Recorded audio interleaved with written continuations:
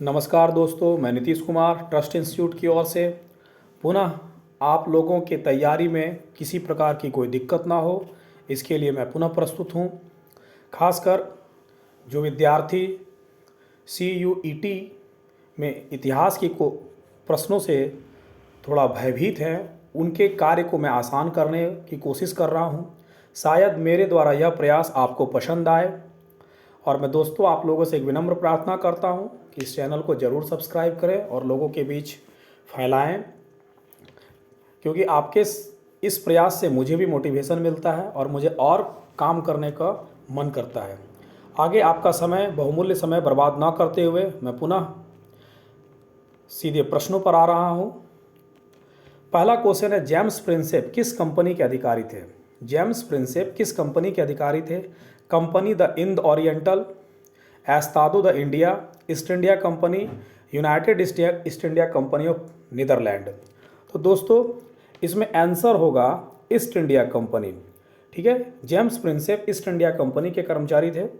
ठीक है, Estado the India जो थे वो पुर्तगाली कंपनी थी। कैसी कंपनी थी? वो पुर्तगाली थी। ठीक है, और United East India company of Netherland, Netherland से ही पता चल जाता है ये हॉलैंड की कंपनी थी। नीदरलैंड का प्राचीन नाम हॉलैंड था, जिन्हें डच कहा जाता था। ठीक है, यहाँ के निवासियों को डच कहा जाता था। ठीक है, और कंपनी द इंड ओरिएंटल, ये जो कंपनी है ये फ्रांसीसी कंपनी थी। ये कैसी कंपनी थी? फ्रांसीसी कंपनी थी इनका। ठीक है, सभी आए थे इंडिया में व्यापार करने के लिए। तो ठीक फिर से मैं, जेम्स प्रिंसेप किस कंपनी के अधिकारी थे? तो इसका आंसर होगा ईस्ट इंडिया कंपनी। ठीक है, बाद बाकी मैं पुनः बोल देता हूँ। एस्तादो द इंडिया पुर्तगाली कंपनी थी, United East India company of Netherland ये डच कंपनी थी, हॉलैंड की कंपनी थी, और कंपनी द इंड ओरिएंटल फ्रांसीसी कंपनी थी। ठीक है दोस्तों, आगे मैं दूसरा प्रश्न आ रहा हूँ। ठीक है, पियदसी का अर्थ क्या है? पियदसी का अर्थ क्या है? देखने में सुंदर, मनोहर मुखाकृति वाले राजा, ए बी दोनों, या देवताओं का प्रिय। तो इसका आंसर होगा सी नंबर, ए और बी दोनों, देखने में सुंदर और मनोहर मुखाकृति वाले राजा। ठीक है दोस्तों, आगे बढ़ता हूँ। ये टर्म अशोक के लिए प्रयोग किया गया था। ठीक है, अशोक के लिए, राजा अशोक के लिए प्रयोग किया गया था। अगला क्वेश्चन है, देवानाम प्रिय का अर्थ क्या है? देवताओं का प्रिय, मनोहर मुखाकृति वाले राजा, देखने में सुंदर, इनमें सभी। तो इसका आंसर होगा ए नंबर। इसका आंसर क्या होगा? ए, देवताओं का प्रिय।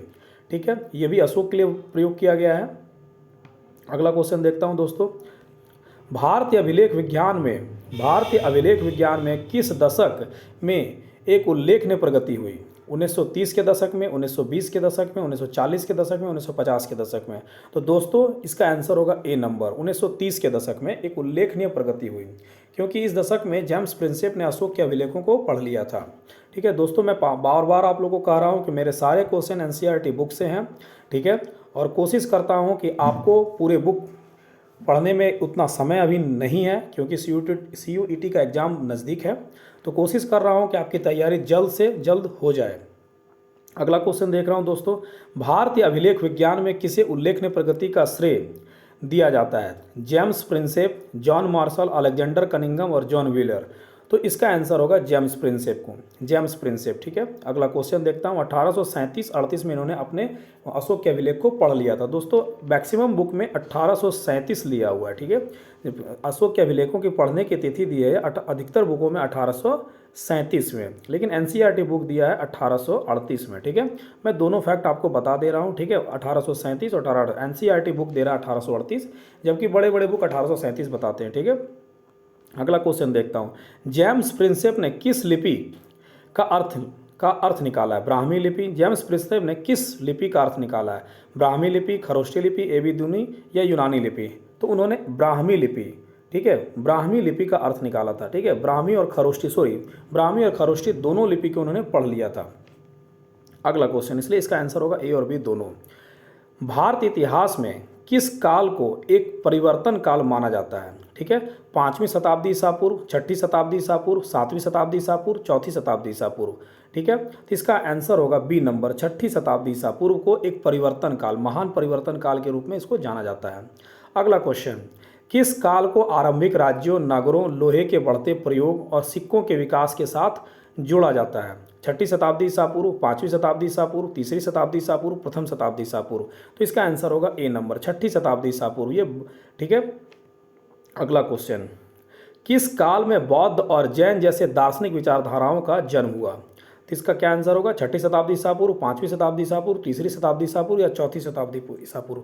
तो इसका आंसर होगा ए नंबर, छठी शताब्दी ईसा पूर्व। अगला क्वेश्चन, महाजनपदों की संख्या कितनी थी? इसकी संख्या 16 है। दोस्तों इसके बारे में मैं थोड़ा बता देता हूँ। महाजनपद काल आ जाता है 600 BC से 325 BC के पीरियड में आता है। ठीक है, 600 BC से 325 BC के काल को महाजनपद काल कहा जाता है। ठीक है दोस्तों, ये जो जनपद है सबसे पहले यदि देखा जाए वैदिक काल में, पूर्व वैदिक काल को ऋग वैदिक काल भी कहा जाता है। तो इस काल में जन था, सबसे बड़ी राजनीतिक संस्था जन थी। ठीक है, सबसे बड़ी राजनीतिक संस्था क्या थी? जन थी। सबसे बड़ी राजनीतिक संस्था जन थी। ठीक है, पूर्व वैदिक काल में। ठीक है, उत्तर वैदिक काल में यही संस्था जनपद बनने लगी। ठीक है, जनपद, इस जन में भूमि का कोई महत्व नहीं होता था दोस्तों। ठीक है, क्योंकि पशुपालन जीवन था, भूमि का कोई महत्व नहीं। जनपद में यहाँ जमीन का काफ़ी महत्व होने लगा, भूमि का काफ़ी महत्व होने लगा। ठीक है, और यही जनपद जब और बड़े बड़े एरिया में बदलने लगे तो उनको महाजनपद कहा जाने लगा। जैसा कि मैंने आपको काल पहले ही बता दिया हूँ, 600 BC से 325 BC का। ठीक है, तो इस तरह जो टोटल महाजनपदों की संख्या थी 16, इसकी संख्या कितनी थी? 16। ठीक है, इसमें ठीक है, आगे बढ़ता हूं दोस्तों। इनमें से कौन सा कथन सही है? इनमें से कौन सा कथन सही है? अधिकांश महाजनपदों में गणतंत्रात्मक शासन था। अगला क्या है? अधिकांश महाजनपदों में राजतंत्रात्मक शासन था। गण और संघ के नाम से प्रसिद्ध राज्यों में समूह शासन था। अगला है डी, बी और सी दोनों। तो इसका आंसर जो होगा ये जो स्टेटमेंट है ए नंबर स्टेटमेंट गलत है। ठीक है, क्योंकि अधिकांश राजतंत्रों में गणतंत्रात्मक शासन व्यवस्था नहीं थी, अधिकांश में ये स्टेटमेंट सही है। अधिकांश महाजनपदों में राजतंत्रात्मक शासन व्यवस्था थी। ठीक है, गण और संघ में नाम से प्रसिद्ध राज्यों में समूह शासन था, ओलिगार्की था, ये भी स्टेटमेंट सही है। इसलिए इसका आंसर होगा डी नंबर, बी और सी। ठीक है, मैं दोस्तों आपको बता देता हूँ, गणतंत्रात्मक जो शासन व्यवस्था है, प्राचीन गणतंत्र और अभी के गणतंत्र में बहुत बड़ा अंतर है। प्राचीन गणतंत्र में क्या होता था? कुल विशेष के प्रमुख व्यक्ति ही भाग लेते थे, पूरी जनता प्रशासनिक व्यवस्था में या चुनाव व्यवस्था में भाग नहीं लेती थी प्राचीन गणतंत्र में। लेकिन वर्तमान के जो गणतंत्र है, प्रजातंत्र है, इसमें पूरी जनता चुनावी प्रक्रिया में भाग लेती है, यही सबसे बड़ा अंतर है। ठीक है, कुल विशेष का प्रमुख व्यक्ति महाजनपद काल में गणतंत्रात्मक शासन व्यवस्था में भाग लेता था। ठीक है, इसलिए ये जो स्टेटमेंट है बी नंबर, ये सही है और ये भी सही है। ठीक है, आगे दोस्तों मैं ट्रस्ट इंस्टीट्यूट के कक्षा कार्यक्रम में ये सब चीज़ें बच्चों को काफ़ी विस्तार पूर्वक बता दी जाती है। ठीक है, आगे बढ़ता हूँ। गौतम बुद्ध और महावीर किस प्रकार के राज्य से संबंधित थे? ठीक है, गणतंत्रात्मक, राजतंत्रात्मक, ए बी दोनों या इनमें से कोई नहीं? तो इसका आंसर होगा दोस्त एक नंबर, गणतंत्रात्मक। ठीक है, इसका आंसर क्या होगा? गणतंत्रात्मक शासन व्यवस्था। अगला क्वेश्चन, प्राचीन अभिलेख किस भाषा में लिखे गए हैं? पाली, प्राकृत, संस्कृत, ब्राह्मी? तो इसका प्राचीन अभिलेख प्राकृत भाषा में लिखे गए। ब्राह्मी एक लिपि है। ठीक है, एक लिपि से कई भाषा का विकास होता है, एक लिपि से कई भाषा का विकास होता है, एक लिपि से कई भाषा का विकास होता है। ठीक है दोस्तों, आगे बढ़ता हूँ। प्राचीन काल में जन सामान्य की भाषा क्या थी? प्राकृत, संस्कृत, ब्राह्मी, इनमें से सभी। इसका आंसर होगा ए, प्राकृत। जन सामान्य की भाषा प्राकृत थी। आगे बढ़ता हूँ। उस शासन व्यवस्था को क्या कहा जाता है जहाँ सत्ता पुरुषों के एक समूह के हाथ में होती है? इसका आंसर क्या होगा? ओलिगार्की होगा या समूह शासन होगा या ए बी दोनों या राजतंत्रात्मक? इसका आंसर होगा सी नंबर, ओलिगार्की या समूह शासन। एक्चुअल में ओलिगार्की को ही समूह शासन कहा जाता है। ठीक है, इसलिए इसका आंसर होगा सी नंबर। ठीक है, अगला क्वेश्चन, प्राचीन रोमन गणराज्य की शासन व्यवस्था को क्या कहा जाता था? ओलिगार्की, समूह शासन, राजतंत्रात्मक या ए बी दोनों? ठीक है, तो इसका आंसर क्या होगा? ए और बी दोनों। प्राचीन जो रोमन गणराज्य था वहाँ शासन व्यवस्था ओलिगार्की, समूह शासन ही था। ठीक है, आगे, छठी शताब्दी ईसा पूर्व में ब्राह्मणों ने किस भाषा में धर्मशास्त्र की रचना की? प्राकृत, पाली, संस्कृत, ए बी दोनों? तो इसका आंसर होगा संस्कृत। ठीक है, इसका आंसर क्या होगा? संस्कृत। ब्राह्मणों ने धर्मशास्त्र की जो पुस्तक थी वो एक तरह से कानून की, प्राचीन कानून की पुस्तक थी। धर्मशास्त्रों चाहे स्मृति शास्त्रों, ये सब प्राचीन कानून की पुस्तक थी जिसमें समाज को कैसे चलना है इसके बारे में नियमों और कानूनों का उल्लेख किया गया था। ठीक है, आगे बढ़ता हूँ।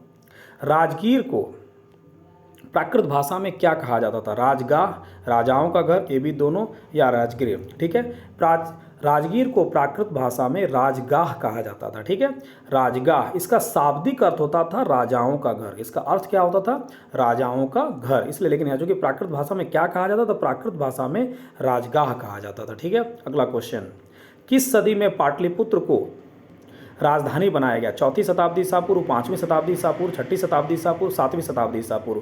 तो इसका आंसर होगा 5वीं शताब्दी ईसा पूर्व। ठीक है, पाटलिपुत्र को उदाइन ने बसाया था। उदाइन, पाटलिपुत्र को किसने बसाया था? उदाइन ने। ठीक है, और यही आगे जाके पटना के नाम से फेमस हुआ। उदाइन जो थे अजातशत्रु का पुत्र था। ठीक है, अजातशत्रु का पुत्र था, और अजातशत्रु के पिता का नाम था बिंबिसार। दोस्तों, बिंदुसार और बिंबिसार में अंतर समझ लीजिए। बिंदुसार जो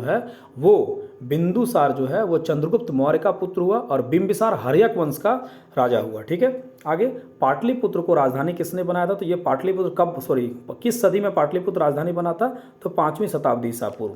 आगे बढ़ता हूँ, व्यापारियों के संघ को क्या कहा जाता था? सार्थवा, श्रेणी, नगर श्रेष्ठी, इनमें से कोई नहीं।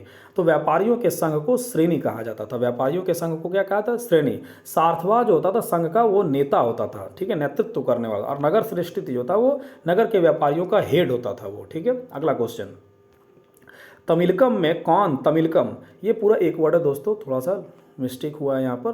तमिलकम में कौन सा क्षेत्र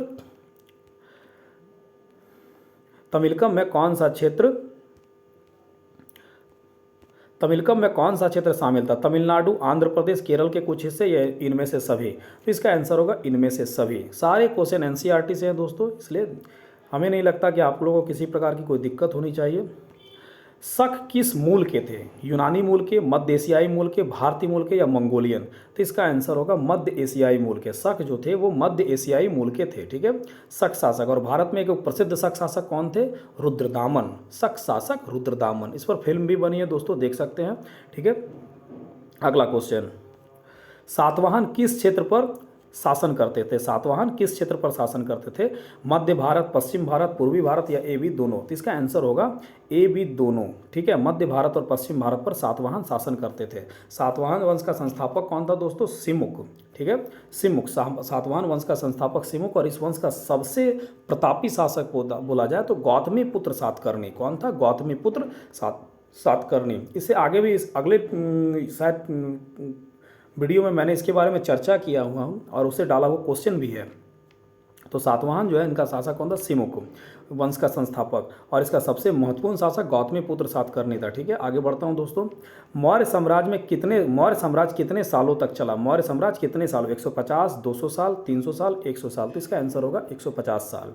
ठीक है, सातवाहनों का शासनकाल रहा 200 BC से 200 AD, 100 BC से 100 AD। AD मतलब हो गया ईस्वी, AD मतलब ईस्वी, और BC मतलब ईसा पूर्व। तो सातवाहनों का शासनकाल 200 ईसा पूर्व से 200 ईस्वी, 100 ईसा पूर्व से 100 ईस्वी, 300 ईसा पूर्व से 200 ईस्वी, 200 ईसा पूर्व से 300 ईस्वी। तो इसका आंसर होगा दोस्तों ए नंबर। ठीक है, 200 ईसा पूर्व से 200 ईस्वी के बीच में। ठीक है, अगला क्वेश्चन, स्वर्णगिरी का अर्थ क्या है? सोने का पहाड़, सुनने का पहाड़, म्यांमार, ठीक है, या ए बी दोनों?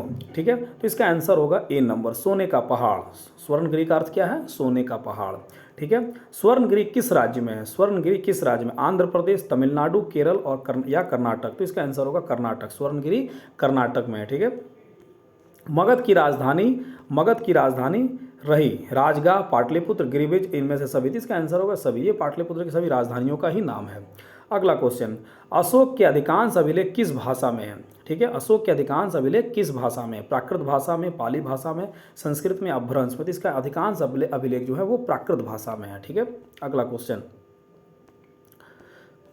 अशोक के अभिलेख पश्चिमोत्तर क्षेत्र में किस भाषा में मिले? आरामाइक, यूनानी, खरोष्ठी, ए बी दोनों?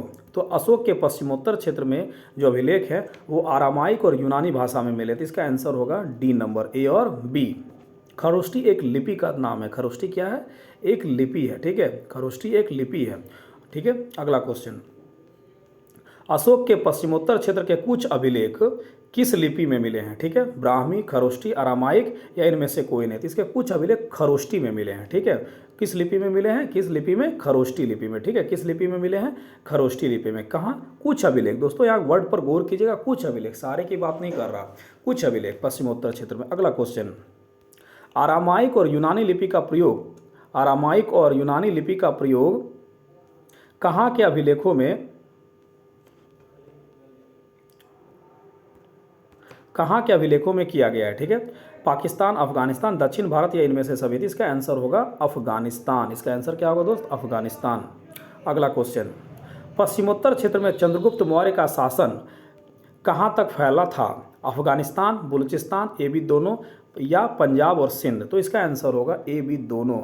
पश्चिमोत्तर क्षेत्र में चंद्रगुप्त का शासन अफगानिस्तान और बलूचिस्तान दोनों जगह तक फैला हुआ था। ठीक है, अगला क्वेश्चन, आरंभिक भारत का सर्वप्रसिद्ध शासक किसे माना जाता है? ठीक है, चंद्रगुप्त मौर्य को, हर्षवर्धन को, अशोक या बिंबिसार को। तो इसका आंसर होगा अशोक को। ठीक है, अशोक को दोनों दृष्टियों से माना जाता है। प्रतापी शासक भी था, कलिंग विजय किया था, और दूसरा कारण इसको इन्होंने जन कल्याण कार्य भी किया था। अगला क्वेश्चन, प्रयाग प्रशस्ति के रचयिता कौन है? प्रयाग प्रशस्ति के रचयिता कौन है? रविकृति, हरिसेन, समुद्रगुप्त और वानभट्ट। तो इसके आंसर हैं हरिसेन। प्रयाग प्रशस्ति के रचयिता हरिसेन है, समुद्रगुप्त के दरबारी कवि थे ये।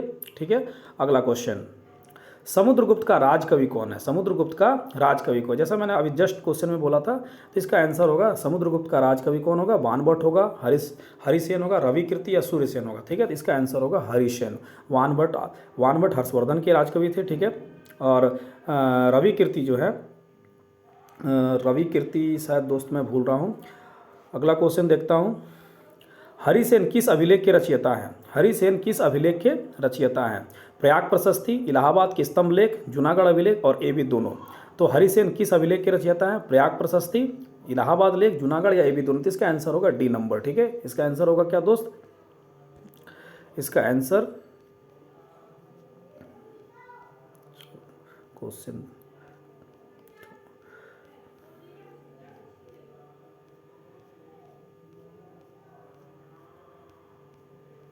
थोड़ा सा दोस्तों क्षमा चाहता हूँ। समुद्रगुप्त के राजकवि हरिसेन किस अभिलेख के रचयिता थे? तो इसका आंसर क्या होगा? इसका आंसर क्या होगा दोस्त? इसका आंसर होगा डी नंबर। ठीक है, इसका आंसर क्या होगा? D number. ठीक है, आगे बढ़ता हूँ। ठीक है, प्रयाग प्रशस्ति किस भाषा में लिखी गई है? प्रयाग प्रशस्ति किस भाषा में लिखी गई है?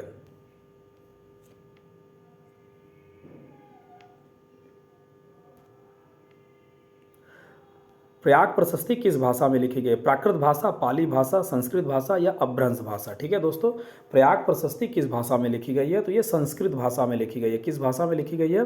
संस्कृत भाषा में। किस भाषा में? संस्कृत भाषा में लिखी गई है। अगला क्वेश्चन, देवपुत्र की उपाधि कुषाण शासक किससे प्रेरित होकर धारण किए थे? रोमन शासक, चीनी शासक, यूनानी शासक, मौर्य शासक। देवपुत्र की उपाधि, तो इसका आंसर होगा दोस्तों चीनी शासक। ठीक है, चीनी शासक से प्रेरित होकर इन्होंने देवपुत्र की उपाधि धारण की थी। किसने? कुषाण शासकों ने। अगला क्वेश्चन, स्वर्गपुत्र की उपाधि कौन सा शासक धारण करते थे? चीनी शासक, रोमन शासक, यूनानी शासक, मौर्य शासक। तो इसका आंसर होगा चीनी शासक। ठीक है, अगला क्वेश्चन, मथुरा के माट नामक स्थान से किसकी मूर्ति मिली है? ठीक है, अशोक की, चंद्रगुप्त मौर्य की, कुषाण शासक की या शुंग शासक की। तो इसका आंसर होगा सी नंबर, कुषाण शासक की। मथुरा के माट नामक स्थान से कुषाणों की मूर्तियां मिली हैं। अगला, राजाओं के लिए उच्च स्थिति प्राप्त करने का एक साधन विभिन्न देवी देवताओं के साथ अपने आप को जोड़ना किस प्रकार के शासकों ने एक अच्छा उदाहरण प्रस्तुत किया है? कुषाण शासकों ने, मौर्य शासकों ने, शुंग शासकों ने, गुप्त शासकों ने। तो इसका आंसर होगा ए नंबर, कुषाण शासकों ने। इसका आंसर होगा कुषाण शासक अपने आप को देवताओं को के रूप में प्रतिष्ठित करने के लिए, ठीक है, मंदिरों में भी मूर्तियां लगा देते थे। इसी प्रकार की व्यवस्था आप चोल में भी देख सकते हैं। अगला क्वेश्चन, गिरनार लेख में किसकी उपलब्धियों का वर्णन किया गया है? मौर्य सम्राट चंद्रगुप्त मौर्य के, शक शासक रुद्रदामन का, शुंग शासक पुष्यमित्र शुंग का, गुप्त शासक। तो इसका आंसर होगा आपका गिरनार का शक शासक रुद्रदामन का। शक शासक रुद्रदामन का गिरनार अभिलेख में उन्हीं की उपलब्धियों का वर्णन है। अगला क्वेश्चन, सुदर्शन झील कहाँ पर है? सुदर्शन झील कहाँ पर है? गुजरात में, महाराष्ट्र में, उत्तर प्रदेश, पंजाब में। तो इसका आंसर होगा गुजरात में। सुदर्शन झील कहाँ पर है? गुजरात में। इसी सुदर्शन झील के बारे में वर्णन जो है वो रुद्रदामन के जूनागढ़ अभिलेख में मिलता है। जूनागढ़ भी गुजरात में है। ठीक है, अगला क्वेश्चन, जूनागढ़ अभिलेख किस सदी का है? प्रथम शताब्दी ईस्वी, द्वितीय शताब्दी ईस्वी, प्रथम शताब्दी ईसा पूर्व, द्वितीय शताब्दी ईसा पूर्व। तो इसका आंसर होगा द्वितीय शताब्दी ईस्वी का जूनागढ़ अभिलेख। अभी जस्ट मैंने चर्चा किया था, जूनागढ़ कहाँ पर है? गुजरात में। जूनागढ़ गुजरात में है। ठीक है, और इनका जो लेख है रुद्रदामन का जूनागढ़ अभिलेख। ठीक है, इसी में सुदर्शन झील के बारे में बनने से लेकर मरम्मत करने तक का पूरा वर्णन किया गया है। अगला क्वेश्चन, सुदर्शन झील का निर्माण किसके द्वारा किया गया था? चंद्रगुप्त मौर्य के राज्यपाल, रुद्रदामन या स्कंदगुप्त? तो इसका आंसर होगा चंद्रगुप्त मौर्य के राज्यपाल के द्वारा। ठीक है, उनका नाम था पुष्यगुप्त वैश्य। उनको चंद्रगुप्त मौर्य के राज्यपाल जो थे वो सौराष्ट्र प्रांत के राज्यपाल पुष्यगुप्त वैश्य के द्वारा निर्माण किया गया था। ठीक है, उर्जेतक और रैवतक पर्वत पर बांध बनाकर। ठीक है, और इससे नहर निकाले थे अशोक मौर्य साम्राज्य अशोक ने। सुदर्शन झील की मरम्मत कब कब कराई गई? चंद्रगुप्त मौर्य के काल में, रुद्रदामन के काल में, या स्कंदगुप्त के काल में? ए, बी या सी दोनों? तो इसका आंसर होगा डी नंबर, बी और सी दोनों। सुदर्शन झील 2 बार टूटा था। ठीक है, एक बार रुद्रदामन के काल में टूटा है और एक बार स्कंदगुप्त। दोनों ही राजा बड़े ही प्रजावत्सल थे, दोनों ने सुदर्शन झील की मरम्मत कराई थी। अगला क्वेश्चन, सुदर्शन झील के निर्माण चंद्रगुप्त मौर्य के किस प्रांतपति के द्वारा कराया गया था? पुष्यगुप्त वैश्य, चक्रपालित, सुविशाख, परंदर। दोस्तों ये सारे ऑप्शन आपके सौराष्ट्र प्रांत के प्रांतपतियों के नाम हैं, इसलिए इसका आंसर क्या होगा? ये ए नंबर, पुष्यगुप्त वैश्य। ये चंद्रगुप्त मौर्य के प्रांतपति थे सौराष्ट्र प्रांत के। इन्हीं के द्वारा सुदर्शन झील का निर्माण कराया गया है। सुदर्शन झील को गुप्त काल में किस सदी में मरम्मत कराया गया था? 2री शताब्दी ईस्वी, 3री शताब्दी ईस्वी, 4थी शताब्दी ईस्वी, 5वीं शताब्दी ईस्वी? तो इसका आंसर होगा 5वीं शताब्दी ईस्वी, क्योंकि इस गुप्त काल में सुदर्शन झील का मरम्मत स्कंदगुप्त नामक शासक ने के काल में कराया गया था। ठीक है, अगला क्वेश्चन, गंगा और कावेरी घाटी के उर्वर कछारी क्षेत्र में हल का प्रचलन किस सदी में होने लगा था? 2य शताब्दी ईसा पूर्व, तृतीय शताब्दी ईसा पूर्व, चतुर्थ शताब्दी ईसा पूर्व, 6ठी शताब्दी ईसा पूर्व? तो इसका आंसर होगा 6ठी शताब्दी ईसा पूर्व, 48 का डी नंबर। अगला, हर्षचरित किस भाषा में लिखा गया? प्राकृत भाषा में, संस्कृत भाषा में, अपभ्रंश भाषा में, अवट भाषा में? तो हर्षचरित किनके द्वारा लिखा गया? वान भट्ट के द्वारा। किनके द्वारा? वान भट्ट के द्वारा लिखा गया है, और ये लिखा गया है संस्कृत भाषा में। ठीक है, अगला क्वेश्चन, ह्वेन-सांग किस सदी में भारत आए थे? 5वीं सदी, 6ठी सदी, 7वीं सदी, 4थी सदी? तो ह्वेन-सांग 7वीं सदी में भारत आए थे। अगला क्वेश्चन, वो कलिंग वर्तमान में किस राज्य में स्थित है? दक्षिण उड़ीसा, आंध्र प्रदेश, महाराष्ट्र या बंगाल? तो कलिंग जो है वो दक्षिण उड़ीसा को कहा जाता था। दक्षिण उड़ीसा को ही कलिंग कहा जाता था। अशोक ने कलिंग का विजय अपने अभिषेक के कितने वर्ष में किया था? तो अब दोस्तों यहाँ 2 क्वेश्चन बनता है, आपको मैं क्लियर कर देना चाहता हूँ। जब भी वर्ड अशोक रहे तो आपको 8वां वर्ष मारना, अपने अभिषेक के 8वें वर्ष में। ठीक है, अपने अभिषेक क्या 8वें वर्ष में, अपने अभिषेक के 8वें वर्ष में। ठीक है, जब भी अभिषेक वर्ड रहे तो उसको आपको आंसर 8वें वर्ष में मारना है। ठीक है, अगला क्वेश्चन, अशोक ने कलिंग विजय कब किया? जब अभिषेक वर्ड का जिक्र ना हो तब और इस तरह का हो तो आपको 261 ईसा पूर्व मारना है। क्या है इसका आंसर? होगा 261 ईसा पूर्व। ठीक है, अशोक के कलिंग विजय कब क्या है? 261 ईसा पूर्व में। ठीक है, 269 BC और 273 इनके राज्यारोहण के काल से रिलेटेड है। ठीक है, ये सत्ता पर बन गए थे ये राजा 273 में ही बन गए थे। ठीक है, तो BC में, और इनका राज्याभिषेक हुआ है 269 BC में। ठीक है, अगला क्वेश्चन, दोस्तों मैं आशा करता हूँ ये अंतिम क्वेश्चन था। आप मेरे द्वारा जो किया गया प्रयास है वो आपको पसंद आया होगा। आपसे आशा करता हूँ कि मेरे चैनल को ज़्यादा से ज़्यादा शेयर करें, सब्सक्राइब करें, लाइक करें, और अपने बातों को स्पष्ट रूप से मेरे पास ज़रूर रखें ताकि मैं आपके लिए कुछ और बेहतर कर सकूँ। धन्यवाद दोस्तों।